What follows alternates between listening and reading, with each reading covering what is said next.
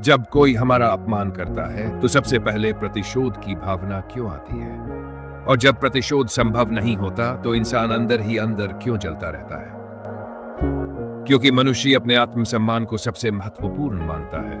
प्रतिशोध की भावना उसी का परिणाम होती है।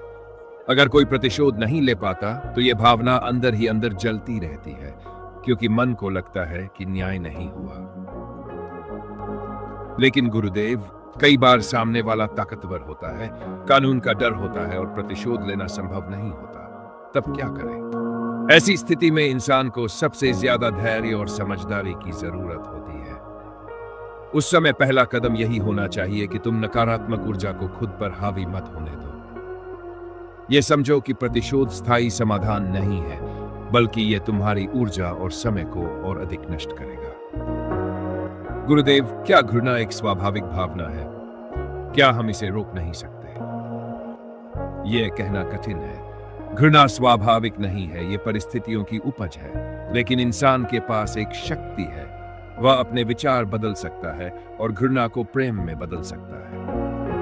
गुरुदेव, क्या बदला लेना सही होता है?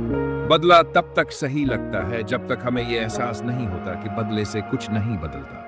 जो हो चुका है उसे बदला नहीं जा सकता, बल्कि बदला हमें उसी घृणा की दलदल में और गहरा धकेल देता है। तो क्या हमें अन्याय सहन करना चाहिए? नहीं, अन्याय के खिलाफ खड़ा होना चाहिए, लेकिन नफरत के साथ नहीं। समझदारी और प्रेम के साथ खड़े हो ताकि तुम बदलाव ला सको, न कि खुद को जलाओ। गुरुदेव, अगर कोई हमें बार बार अपमानित करे तो हमें क्या करना चाहिए? क्या चुप रहना कायरता नहीं है? चुप रहना कायरता नहीं है, लेकिन अपनी चुप्पी को कमजोरी बना लेना कायरता है। अगर कोई तुम्हारा अपमान करता है तो इसका मतलब यह नहीं कि तुम कमजोर हो, यह सामने वाले की मानसिकता को दर्शाता है। लेकिन असली सवाल यह है कि तुम अपनी शक्ति को सही दिशा में लगाना चाहते हो या उसे घृणा में जलाकर व्यर्थ करना चाहते हो। गुरुदेव, अब मैं समझ गया। लेकिन घृणा छोड़ने का सबसे प्रभावी तरीका क्या है? स्वीकार करना।